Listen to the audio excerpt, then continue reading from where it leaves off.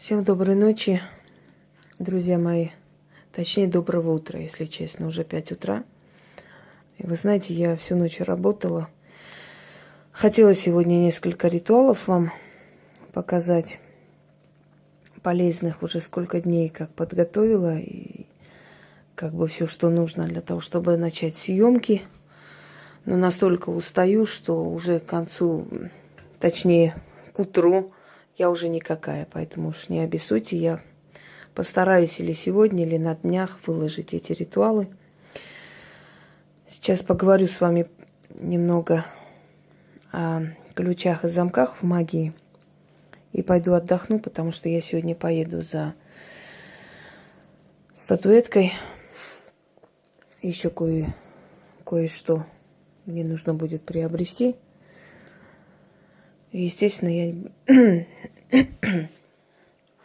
я должна немного отдохнуть перед дорогой. Но поскольку мне задают вопросы, игнорировать я вопросы людей не могу. Это неуважение к людям. Естественно, я отвечаю вам. О замках и ключах в магии. Вы знаете, дорогие друзья, не увлекайтесь замками, ключами и всякими там ритуалками, связанными с замком и ключом, потому что люди, которые дают такие абсурдные ритуалы, ну вот недавно, например, ритуальчик с ключом, якобы для защиты дома. Сейчас, секунду, я тут немножко уберу. Ой, у нас рабочие будни. Мы очень сильно устаем. Хотя ведьмы не жалуются на свою работу, но у них всегда работы полно. И они всегда устают и загружены. Мне иногда говорят: зачем тебе это все надо? Пошли бы они все, ничего не объясняй, не говори, пусть идут, если головы нет у людей, пусть гибнут в конце концов. Естественный отбор. Может, знаете, с одной стороны и правильно это все, как бы это страшно ни звучало для вас, но я еще раз говорю, что у нас совсем иное мышление, мы по-другому смотрим на мир, и не сравнивайте наше мышление с мышлением обычных людей. Это совершенно разные вещи, разные измерения. Нам даются знания на подсознательном уровне. Понимаете, каким-то подсознанием мы это чувствуем. Например, был момент, когда мне было еще 20 с чем-то лет, и я помню, что я почему-то пришла к тому, что если я очищаю человека, он должен что-то чувствовать, понимать, то есть ощущать что-то. И я начала говорить: вы знаете как, давайте так начнем. Сначала я попробую на вас воздействовать, если смогу, значит, я возьмусь. То есть я подумала, что если я могу пробить эту энергетическую зону, если я могу воздействовать на энергию человека, значит, мне легче будет с ним работать. И через некоторое время я узнаю, что, оказывается, опытные ведьмы именно так и делали. Мне никто не объяснял, откуда я это поняла, не знаю. Потом проходит еще время, я смотрю документальный фильм про сибирскую знахарку, и она ходит вокруг человека, лечит, что-то говорит. И говорит: если ты сейчас почувствуешь что-то внутри, значит, все нормально. И вот там женщина сказала, что у нее там какие-то ощущения внутренние и так далее. Все, она говорит, все, значит, все, больше болеть не будет. Понимаете, вот на подсознательном уровне нас не учили особо. Я вам рассказывала, наверное, еще раз скажу, что когда волей судьбы я попала в Коми, республику Коми, меня позвала девочка, стучится в дверь и говорит: здравствуйте, а вот здесь живет девушка с разными глазами. У меня разные были глаза, абсолютно разные. Один глаз карий, другой глаз зелено-синий такой, серо-зеленый, менялся цвет. Я такая родилась. Причем половина моих родственников сероглазые, половина кореглазые. Я говорю: это я. Ну вот она сказала, что бабушка ее попросила меня подойти. Вот эта женщина много чему еще меня научила. Плюс к тому, что мне было дано. И я очень многое узнала о русском колдовстве. И некоторые эти приемы я применяю. Я вам хочу сказать, что то, что я знаю, и то, что чему меня научили, и что я переняла от своих предков, и те тетради, книги, которые мне достались по наследству, я это все, скажем так, из всего этого очень мало что показывала. В основном, знаете, как я беру делаю на этой основе и дарю людям, она работает, отлично работает, потому что там есть ключи, там есть то, чем открываются все двери. Но именно вот непосредственно, вот как есть, я не передаю, потому что я говорю вам, что один раз я это сделала по глупости и очень сильно была наказана. С тех пор я поняла, что такие вещи, которые мне передали, я никому показывать и говорить не должна. Но они очень сильные, настолько сильные вещи, что не описать словами. Сколько лет я практикую и сама поражаюсь часто тому, что происходит, как меняется. Практикую я очень давно. У меня это первый раз я выявила у себя, наверное, лет 6-7, вот где-то так примерно, когда моя прабабушка умерла. И с 13 лет у меня начались приходить всякие видения, всякое-всякое. Меня в школе помнят как странного ребенка. До сих пор. Я помню, когда я во время урока своей учительницы любимой сказала о том, что ее брата убили. Действительно убили, он был ювелир, и вот эти все ювелирные изделия куда-то ушли, а люди требовали обратно. И я во время уроков ей просто сказала, как его убили, кто это сделал, имена назвала. Причем совпало, действительно так и есть. Они подозревали, правда, этих людей, не призвали к ответу, но у них, говорят, были очень страшные наказания по жизни. Потому что, знаете, невинного человека лишить жизни, потом жить спокойно, это нереально, так не бывает, всегда расплачивается. Но в тот момент, конечно, у них не было такой силы, чтобы их призвать к ответу. И я помню, у нее книги упали, она выскочила из класса, потом меня позвали, отчитали, потому что бабушка моя была классный руководитель, мама была зауч школы, мне было очень весело и легко, в кавычках. Вот. То есть очень многое приходило на подсознательном уровне. И вот это желание, наверное, знаете как, не спасти всех, не помочь всем. Это было бы лицемерием сказать, вот мы такие добрые и так далее. Я и добрая, я и злая, я и могу быть очень жестокой, и кем угодно. И все люди, которые против меня открывали рты, у них в жизни нет ни благополучия, ни счастья, ничего. Потому что если против меня говорили, они говорили против той силы, которая за моей спиной стоит. И я хочу вам сказать, дорогие люди, что вот вплоть до безумия, до многих-многих бедствий и жертв происходили в жизни этих людей, как бы они стойко не старались это не показывать, но в любом случае. Потому что я очень редко, я вообще не помню последний раз, когда так было, чтобы я просто так кого-то трогала, без каких-то, скажем, причин, да. В данный момент я хотела вам показать, я, наверное, сегодня покажу замками. У меня там есть, в моих старых архивах есть ритуал, который я делала для людей, и я думаю, что я смогу подарить людям. Я думаю, что вы осилите это сделать. Не буду сейчас говорить, какой, но поговорим о замках. Это я такие использую, вот переливаю сюда свечи, очень удобно, потому что они горят, собственно говоря. Так вот, с замками будьте осторожны. Если вы видели, да, есть такие традиции свадебные, когда жених и невеста берут замок, в общем, там прикрепляют к мосту, чтобы навеки быть вместе. Так вот, они, наверное, многие из них, смотря на каких эмоциях ты это делаешь, понимаете, в этот момент можно закрепить не просто семью, можно еще закрепить все невзгоды, все бедствия, или закрыть все дороги брака, или закрыть счастье, все, что есть, потому что человек по неопытности, трогая замки, делая там ритуалы с замками, очень сильно рискует. Замки еще известны очень в цыганской магии, они любят это закрывать замки, открывать замки и прочее, прочее.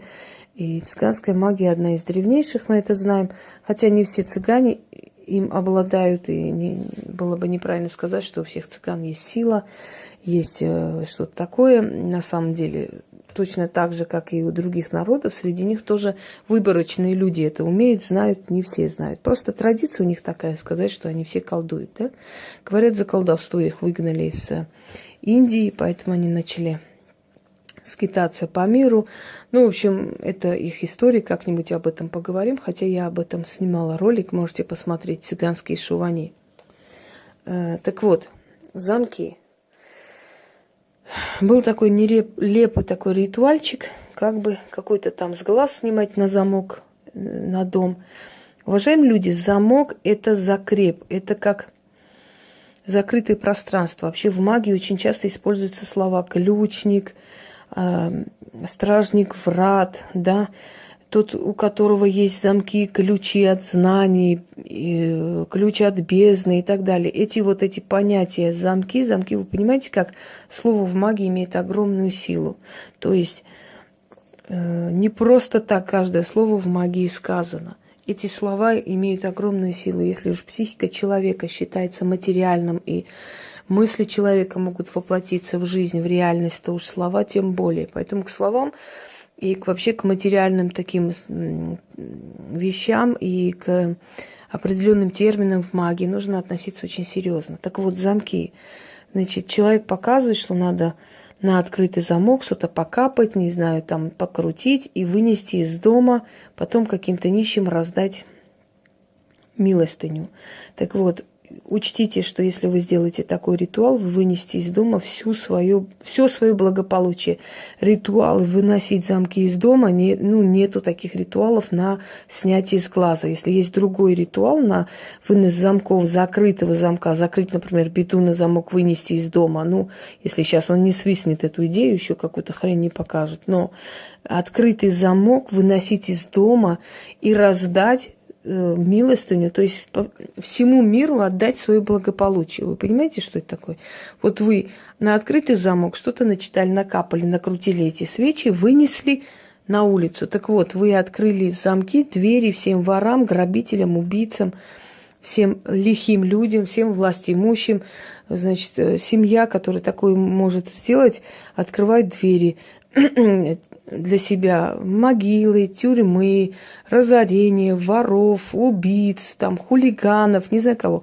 То есть вы закрытое пространство вашего дома открыли, вынесли из дома, открыли простор для самых лихих дел. Так что, товарищи, понимаете, вот почему говорят мол, какая вам разница, что там говорят, что... большая разница, потому что мы не имеем права молчать, мы должны предупреждать. А дальше уже дело каждого человека.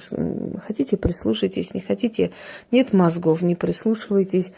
Вот. Мне, честно говоря, уже надоело читать эту тупость и чушь по поводу того, как я завидую, какая я завистливая и все такое. Я не знаю, что там надо завидовать, честно говоря.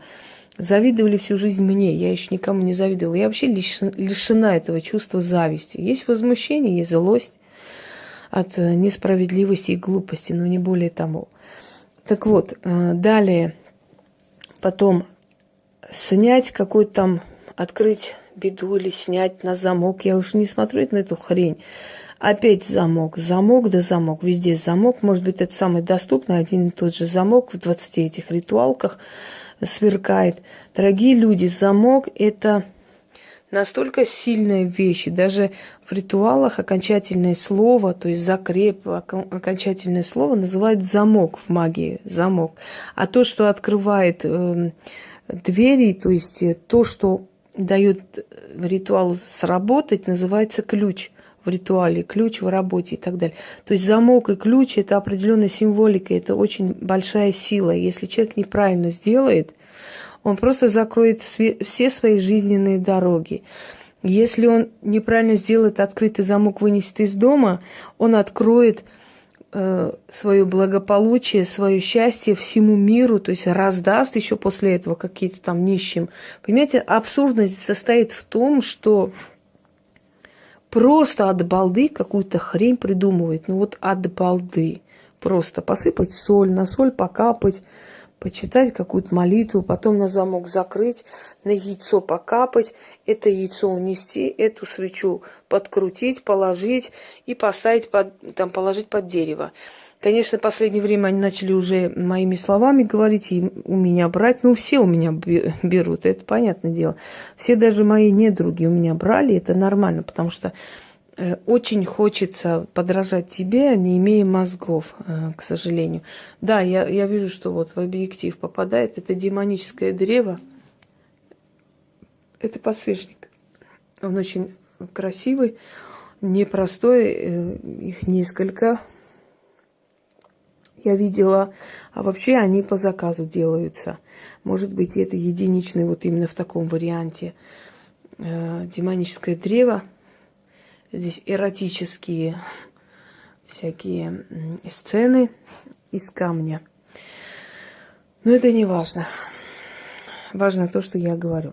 Итак, с замками я в ближайшее время вам покажу ритуалы, как нужно обращаться с замками. И учтите, я много вам не дам ритуалов с замками, потому что это дело непростого человека с замками манипулировать и какие-то совершать ритуалы. Очень редко можно сделать, и то очень осторожно. В следующий момент я попрошу еще раз тех людей, которые заходят и мне пишут: а есть ритуал, а может дайте ритуал, чтобы деньги были и так далее. Для начала внимательно смотрим все ритуалы, листаем, изучаем. У меня очень много таких ритуалов. Следующий момент – это не стол заказов. Я не собрала людей для того, чтобы я вообще их не собирала, они сами пришли. Не для того, чтобы дарить ритуалы каждый день по их заказу. Это канал, который объясняет, что есть магия, истинная магия. Это канал исторический, познавательный, психологический, как хотите, но это не стол заказов и не количество, и не каждый день по 20-50 ритуалов я должна вам дарить. Я дарю сколько возможно. И то, что я подарила, на все случаи жизни просто. Им там уже, знаете, больше, чем я подарила, наверное, уже и нигде не видела. Я их, прежде чем издать, я их подарила, между прочим, чтобы вы знали. Итак, будьте осторожны с замками. Любой ритуал с замком, вынес замка из дома, чревато ограблениями, разорениями вашего дома, вашей семьи. Учтите, есть мозги, включайте, нет мозгов, значит, вам туда и дорога. Я уже говорила о том, что люди, которых я предупреждала, они купили все-таки Марион, принесли домой, через некоторое время их ограбили, ничего не осталось в доме. Потому что если человек не хочет тебя слышать, да, он будет делать все равно, как он хочет, в любом случае. А насчет остального, чтобы как бы вам показать настоящий ритуал с замком, я вам этот ритуал, надеюсь, сегодня или завтра подарю, покажу. Насчет прямых эфиров спрашивали, дорогие люди, я не могу каждый день выйти в прямой эфир. Это время, это силы, и я устаю, действительно устаю. Вот 5 утра, я даже не знаю, где у меня телефон. Сейчас я вам покажу. Ну вот, будьте любезны, 5 утра, видите? Ой, у меня этих ватсаповских, сколько там у меня написано? Ага, будьте добры. 483 сообщения, которые я еще не читала. И пока что некогда читать. Итак, дорогие люди, насчет личных вопросов я попрошу под роликами не писать. Пишите мне лично, для этого существует контакт, для этого существует номер телефона и прочее, прочее. Ну, так время от времени предупреждаю. А теперь строго не судите, я пойду отдохну немножко, потому что мне сегодня еще нужно ехать за атрибутикой. Мне еще нужно ехать за определенными делами, за свечами и прочее, прочее, потому что, ну, в принципе, праздники особо там не длятся долго. Ну, в любом случае, мне еще нужно подарить книги моим друзьям. Мне еще нужно и сотрудникам магазина подарить книги, потому что их очень уважаю, они хорошие девочки. И прочее, прочее. У меня очень много дел сегодня. Я уже отключаюсь. Вот. А насчет того, что прямой эфир и ритуалы, я постепенно, значит, на все это отвечу.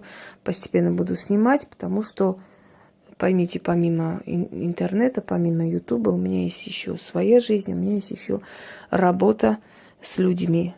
Я не могу сделать так, чтобы работа страдала. Это невозможно. Я вообще трудоголик. Про это все знают, видят. Это, мне кажется, и дураку понятно, даже тому, кто не хочет видеть. Итак, всем доброго утра. А я, как Наполеон, пошла на 2 часа отдохну. В течение дня мы с вами пообщаемся на чате. Всем удачи!